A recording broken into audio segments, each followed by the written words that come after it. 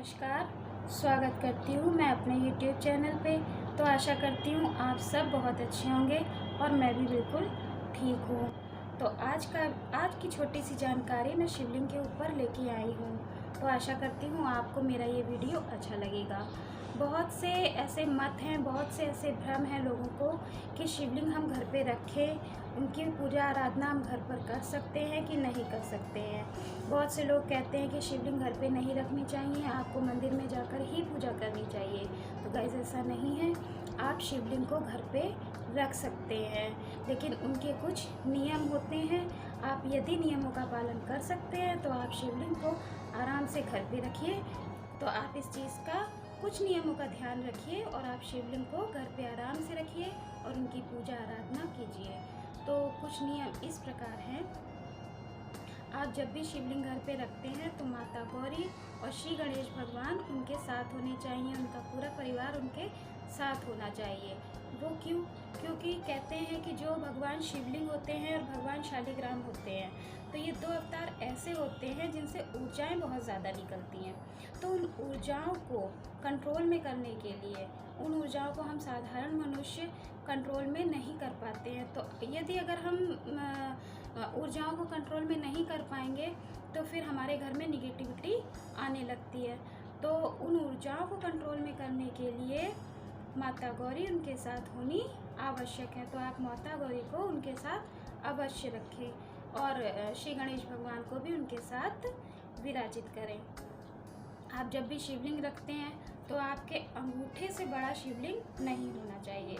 Guys इस चीज़ का आप हमेशा ध्यान रखें कि आपके अंगूठे से बड़ा शिवलिंग आप घर पे ना रखें। ये शास्त्रों में बिल्कुल वर्जित है कि शास्त्रों में लिखा हुआ है कि घर पे आप अपने अंगूठे के बराबर ही शिवलिंग रख सकते हैं, इससे बड़ा शिवलिंग ना रखिए। क्योंकि जितना बड़ा शिवलिंग रखेंगे उतनी ही ऊर्जा शिवलिंग से निकलती है और आप उसको कंट्रोल में नहीं कर पाएंगे और वो आपके घर में निगेटिविटी लाने लगेंगे। तो इस तरीके से इसीलिए कहा जाता है कि आप अपने अंगुष्ठ के बराबर ही शिवलिंग को घर पे विराजित करें। शिवलिंग के ऊपर रोज़ जल चढ़ाएं। आप यदि डेली पूजा कर सकते हैं तो ही शिवलिंग को घर पे रखिए। अगर आप डेली पूजा नहीं कर सकते हैं तो आप घर में शिवलिंग को ना रखिए।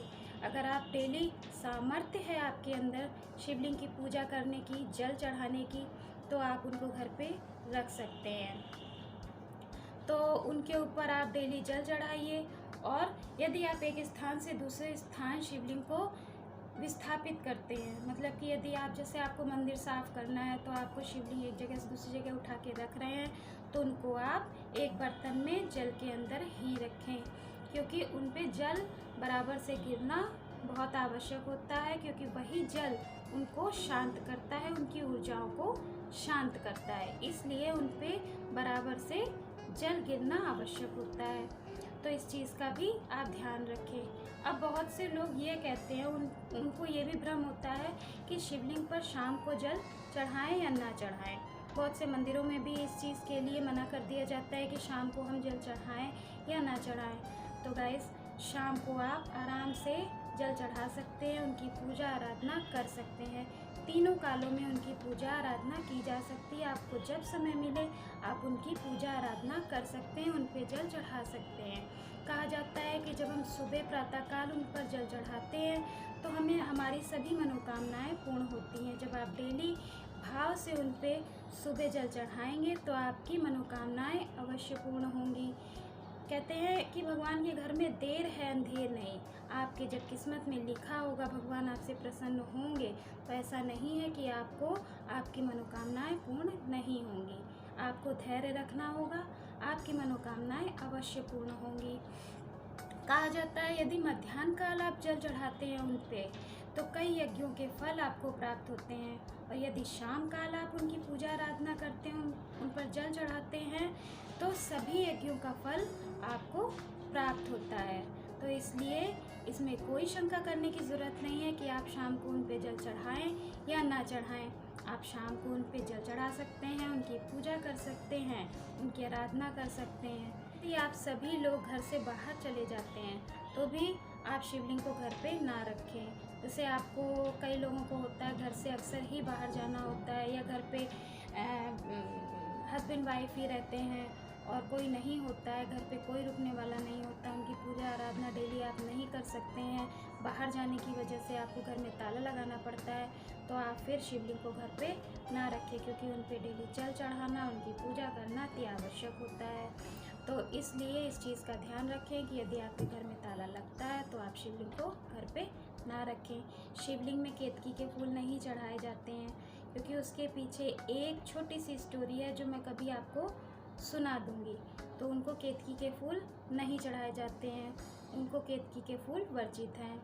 और शिवलिंग पर सिंदूर, कुमकुम और हल्दी ये सब चीज़ें नहीं चढ़ती हैं, ये सब चीज़ें उनको प्रिय नहीं है, इसलिए उनको ये सब चीज़ें नहीं चढ़ाई जाती हैं। हमेशा ध्यान रखें कि शिवलिंग पर सिंदूर केवल एक ही दिन चढ़ता है, वो भी शिवरात्रि पर। कहा जाता है कि शिवरात्रि पर आप उनको सिंदूर कुमकुम चढ़ा सकते हैं, लेकिन पूरे साल भर उनको ना तो सिंदूर चढ़ता है, ना ही कुमकुम और ना ही हल्दी चढ़ाई जाती है। यदि आप चढ़ाना ही चाहते हैं तो जो जल लहरी होती है, जो माता का रूप मानी जाती हैं, जल लहरी पर आप सिंदूर, हल्दी और कुमकुम चढ़ा सकते हैं। तो इस चीज़ का भी आप ध्यान रखें। और उनको चंदन बहुत प्रिय है, उनको सफ़ेद चंदन, सफ़ेद चीज़ें, सफ़ेद वस्तुएं, सफ़ेद पुष्प उनको बहुत प्रिय है। तो आप जब भी उनको चढ़ाएं तो सफ़ेद चंदन चढ़ाएं, उनको सफ़ेद जनेऊ अर्पित करें, सफ़ेद रंग के आप उनको पुष्प चढ़ाएं, उनको सफ़ेद रंग बहुत प्रिय है। और यदि आपके पास कुछ भी नहीं है तो आप उनको भांग चढ़ा दीजिए, उनको सब कुछ अर्पित हो जाता है, उनको भांग सबसे प्रिय होती है। आप घर पे भांग रखें, केवल उनके लिए आप भांग रखें और उनको भांग चढ़ाइए, उनको भांग बहुत प्रिय है। भस्म भी आप उनको डेली चढ़ा सकते हैं, यदि कुछ नहीं है, भांग भी नहीं आप ला सकते हैं, तो आप उनको भस्म चढ़ा दीजिए। आपको कोई चीज़ की आवश्यकता नहीं है, कुछ और चढ़ाने की भी कोई आवश्यकता नहीं है, आप उनकी भस्म से पूजा कर सकते हैं, उनको भस्म बहुत प्रिय होता है। शिवलिंग पर पैकेट का दूध ना चढ़ाएं, क्योंकि पैकेट के दूध में पता नहीं किस पाउडर से वो बनाया जाता है, क्या प्रिजर्वेटिव उसमें मिलाया जाता है, किस चीज़ से बनता है, तो इसलिए आप पैकेट का जल भी ना चढ़ाएं। काफ़ी लोग ये भी जानना चाहते हैं कि हमें शिवलिंग की पूजा किस पत्थर की या किस धातु की करनी चाहिए। तो आप शिवलिंग की पूजा नर्मदेश्वर पत्थर की कर सकते हैं। आप नर्मदेश्वर पत्थर से आप शिवलिंग ला सकते हैं उसका, और आप उसकी पूजा कर सकते हैं, क्योंकि नर्मदेश्वर पत्थर की पूजा हर कोई कर सकता है। तो यदि आपको कोई शंका हो तो आपके आसपास यदि कोई पंडित जी रहते हैं तो आप उनसे संपर्क कर लीजिए, उनसे पूछ लीजिए। आप अपनी राशि के हिसाब से भी पत्थर शिवलिंग को रख सकते हैं। तो आप उनसे पूछकर, अपने पंडित जी से पूछकर आपके राशि के हिसाब से वो बता देंगे कि आप किस धातु के शिवलिंग की पूजा करें। तो आप इस तरीके से स्फटिक का शिवलिंग और पारद का शिवलिंग भी अपने घर में ला सकते हैं और उनकी पूजा आराधना भी कर सकते हैं। इसमें कोई नियम नहीं है कि आप इसका शिवलिंग रखें या उसका शिवलिंग रखें, ऐसा कुछ भी नहीं है। आप नर्मदेश्वर पत्थर का शिवलिंग रखें, और यदि आपको पारद का शिवलिंग मिले या स्फटिक का शिवलिंग मिले तो आप उनको रखें, उनको ले आएँ और उनकी पूजा आप करें। तो ये थी छोटी सी जानकारी। अगर आपको मेरा वीडियो अच्छा लगा हो तो प्लीज़ लाइक कर दें, शेयर कर दें, सब्सक्राइब कर दें और बेल आइकन को अवश्य दबा दें। राधे राधे, हरे कृष्णा।